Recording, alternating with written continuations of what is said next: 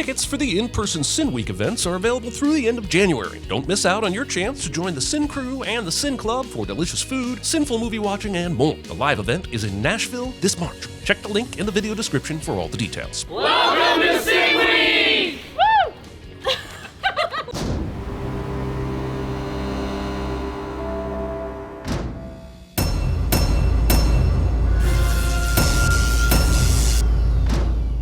Previously on Rick and Morty. Previously on Before Rick and Morty committed the cardinal TV sin of having a previously on in their episode. I really don't know where to go with this because let me tell you, Rick and Morty thinks they've created the most TV sins proof episode yet, and I think they may be right. They may defeat me, but I guess I could just start sitting myself for liking raccoons more than dogs or preferring eggs over pizza. Things are going to get really weird over here for the next few minutes, so I guess I'll just leave you with Potato salad! Jerry, I had sex with your wife. Not realizing Jerry would probably be less mad about this and more turned on by it. Or maybe I'm just projecting my own fetishes onto this scenario, because what I've always found useful is working out your demons with episodes of Rick and Morty. At least that's what Carl told me. Who's Carl, you might ask? I'm just getting to know him, but if it helps, he does live in my left pinky. I did it! I fixed portal travel! Show reminds me of its lack of commitment to a portalless existence. I'm pregnant. Having the cake on the table with the candles lit before you finish the primary meal. Also, positioning the cake closer to the camera than the birthday person. It's raining meatballs! And you'd think I'd do a simple quick sin here, like cloudy with a chance of Rick and Morty, but since I don't give a shit about what you think, I'm just gonna sin the fact that I've never once seen a pickup basketball game in this driveway, and that basketball goal honestly looks like it's never been used. And for the record,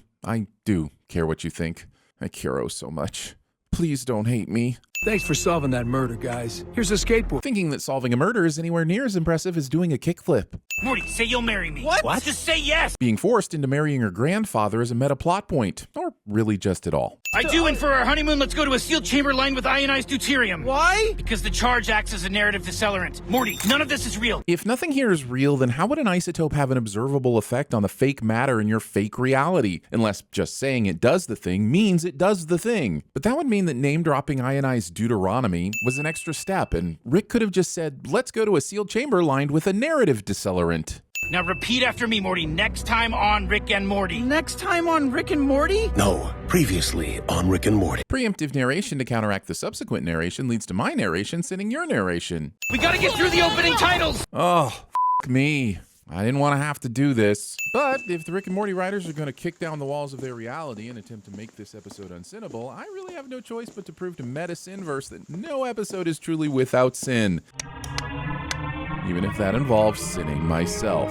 I am alive! No need to be so melodramatic. Sorry, decreasing dramatization by 5%. Better make it 15.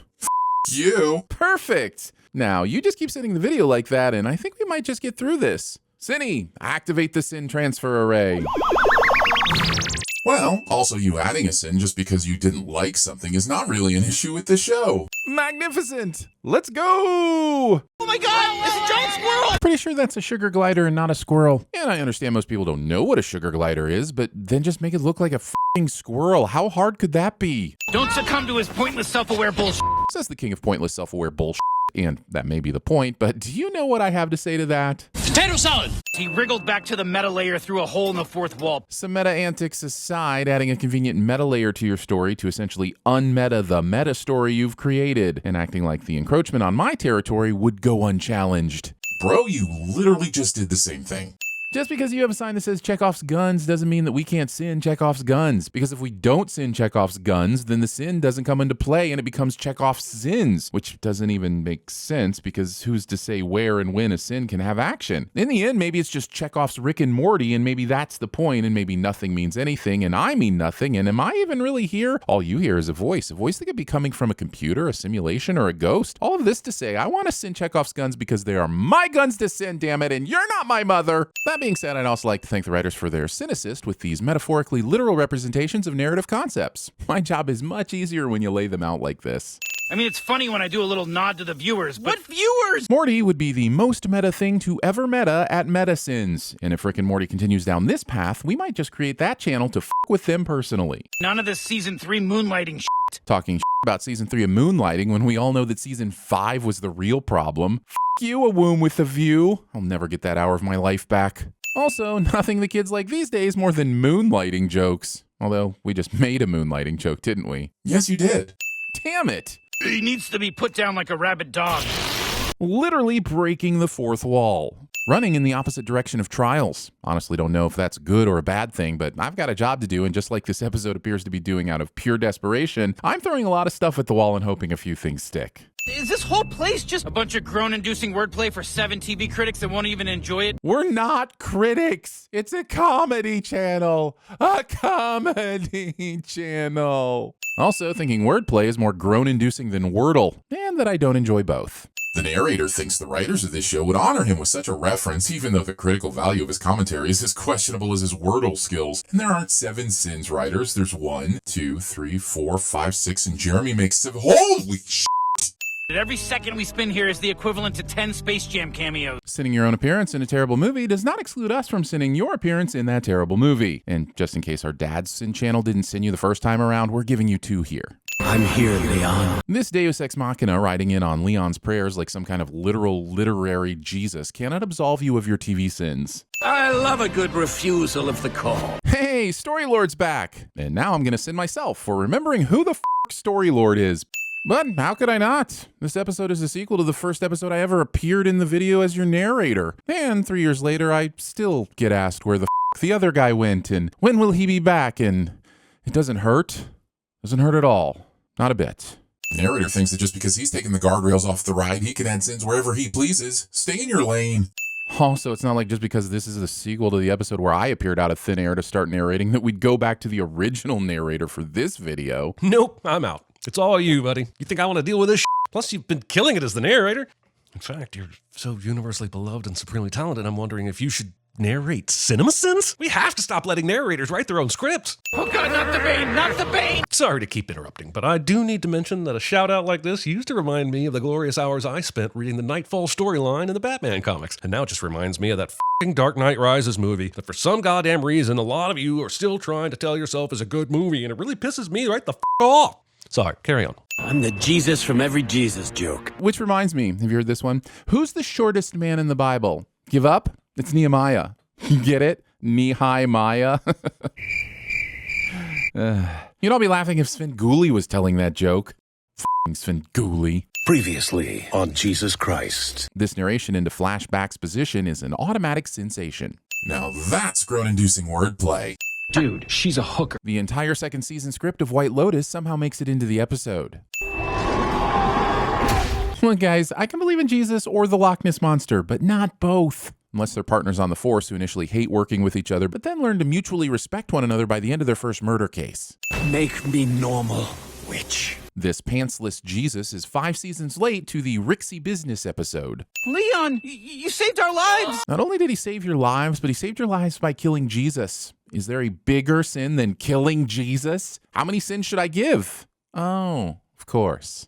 Meta, Morty, his life doesn't matter. Yours does. Rick staring into the camera there is by far the most unsubtle fourth wall break I've ever seen this series do. But it manages to feel more meaningful than all the others because it's delivered with a sincerity that Rick usually comes across as incapable of. I'm not going to claim to completely understand it, but the writers took care not to bury this message in a joke, and telling people they have value is a message I'd like to help amplify as well. The narrator was being a bit of a monologuist there, but I agree with the sentiment, so I'll take a sin off as well. You want to know what happened? Like, specifically? Writers write a writer delivering exposition about the writer's written writing. That was just some nonsense to see how many times you could put a variation of the word right into a sentence. Oh, okay. Here's your motivation. You're looking for motivation. You want all the motivation. Writers make fun of the character motivation they dreamed up because hating your own ideas is the 20s versions of hating anything your parents thought was cool. The narrator delivers a sin that's super argumentative because he doesn't really know what motivated the writers to write the motivation motive. They're meta nerds that found out they could be less bearable as a team. TVSins staff. Anti-meta field. Show has Rick create a thing using techno-magic, thereby creating a contradictory world that somehow has enough rules to make science feasible and enough creative license to make literally anything else feasible. Don't try it, Flashback. Come on, Flash Baxter was right there. It runs on hydrogen isotopes. A few barrels of petroleum should dampen it. Run, Morty! Show is now doing whatever it wants without regard for anything, and somehow the plot still makes sense. So I should probably remove a sin, but instead I'm adding one. Narrator should get a sin for adding sins when he should be removing them. But I'm obliged to take sides in this sin as part of some broader narrative that will be explained at some point, maybe. Were those not there before? Guess there's been a continuity error. Acting as if continuity errors are a part of storytelling. May as well include Typo Mary and Karma Splice. But the way Rick and Morty's bodies and clothes heal, they may have a point. That's Protago Nick. His beam has the power to make any character the protagonist. Duck! Why would Rick tell Morty to duck? They're already the protagonists of this story. And since Rick knows he's in a TV show, shouldn't he know that? And knowing that, shouldn't Protago Nick's powers be useless against Rick and Morty? Come on! Protag Ernest was right there. Vignetting in a wacky episode like this as if we're about to finally get the interdimensional streaming episode we've been waiting for. No one's been waiting for this, because no one ever knows when Rick and Morty episodes will be available for streaming. They really went all in on Nessie and these different continuities, didn't they? Nessie's quickly becoming the David S. Pumpkins of Rick and Morty, or at least we can hope. Or do we not want that to happen? Can we flash back to what I was saying the other day?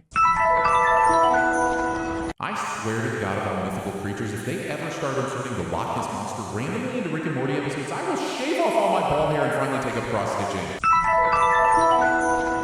Damn it. They got him in a cell made out of sports because it's the opposite of story. Tell that to the producers of Drive to Survive. But his name is Brett Kahn. I think Rhett's a name too. His name could be Rhett Kahn. Naming a character Brett Kahn for no other reason than getting in your retcon joke. And just so you know, if you named him Rhett Kahn to begin with, I would have sinned you for not naming him Brett Kahn. For those of you who are new to the channel, welcome to TVSins. Narrator does an I've painted the show into a corner just to deliver my welcome to TVSins cliche. What is my purpose? To wait until I tell you to pull the lever. Retconning Butter Robot to have never passed the butter. You monster. Explaining the show's callbacks because you think it will make people like you. Also, that one hurt. Quiet you, I'm in control now. If you don't free me right now, Rick, I can make very, very bad things. Always have been the case for you. If Rhett the Hitman Khan can affect Rick's story while he's in this cage, why would he make very bad things have always been the case, instead of just making Rick have always opened the door? And this fortress has always been an orange. And it has always been in a fruit bowl, which has always been on the top shelf, right? Right? Oh, come on. The narrator's need for acknowledgement is consuming him. It hurts! Show severely underexplains how Rick and Morty got from the orange that just became all of existence to this frozen tundra. What happened? You atoned. Since when is nearly dying in a snowstorm the same as atoning? If that were the case, Buffalo would be the most virtuous place in the world. And it's not. That's where Josh lives. He knows what he did. The narrator and I would likely have a better grasp of what is going on if we read more books and watched less TV. I'm Joseph Campbell. Making me think of Heart of Darkness, even though you're Joseph Campbell, who I often get confused with Joseph Conrad. But regardless, it makes me think of Heart of Darkness, and I hate thinking about Heart of Darkness. Why is that prick here? No more a prick than you, friend. The animated representation of Joseph Campbell would be some asshole on a hero's journey at TVSins. TVSins guy would be excellent at letting other people do his job. Storing Joseph Campbell in the personification of all that is in the unconscious. I'm pregnant. What are you doing? It wasn't him, Rick. Then who? Bearded Rick thinks Joseph Campbell impregnated a bearded Morty, so he tries to drown him in a bucket of water. Improv the rest, is how I imagine this scene was written. Now, that's just an excuse for you to verbally describe what is happening on screen because for some reason you think it's funny to do so. I hope this version skips Ember and Dry Blood. Trying to be creative instead of just saying discount Song of Ice and Fire. When you get home, Rick, do some classic adventures, like season 1. I'm so sick of that f***ing note. What the f*** does it even mean? Of all the fourth wall breaking jokes this show has done, that one is my favorite. Schadenfreude. Cubicles. One of the writers had a job with a cubicle one time, and now they make the same tired joke every time a row of them pops up on screen. You know what? I've had enough of you. No, I want to live! Let's never do that again. Wait, you have to register? The real joke isn't that this alien is too unmotivated to register to look at porn. It's that he's going to a site where you have to register for porn. He's bad at porn. I don't take notes. Rick and Morty writers constantly reminding us they don't care about feedback while constantly making episodes directly related to said feedback. Kid, I'm a writer that wrote something successful. Did you? You wrote a character so shallow that he literally has no motivation, but you did manage to help build a machine capable of sucking motivation from beings all across the universe, so I think you missed your calling there. You failed me. Storylord is not only still alive, but still able to talk after being inflicted with a massive head wound Harry. Look, if you're going to make weird and dated references, Rick and Morty, then I'm going to make weird and dated references. It's my right. And at least I'd never stoop to having Joseph Campbell in my story, mainly because I don't know who Joseph Campbell is. Joseph Campbell also says you have to use this brand new limited edition Rick plush available only on rick-plush.biz. Not a real product or website that I had to waste time researching, and that is frankly a terrible URL. Yeah, I'm Tagman. I live in the tag. I am the tag. I'm Tagman. Potato salad!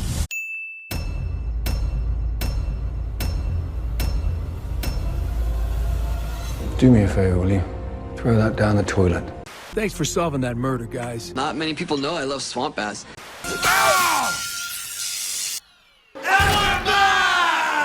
Oh, yeah, no, you don't want to wear those over here. Things that could have been brought to my attention yesterday! His name is Story Lord. What kind of stupid name is that? I'm your worst nightmare. Welcome to prime time. If I suck your blood, I'll be... What is my purpose? To chew bubblegum and kick ass. No more a prick than you, friend. Well, I'd like to take a moment to review the several ways in which you're a douchebag.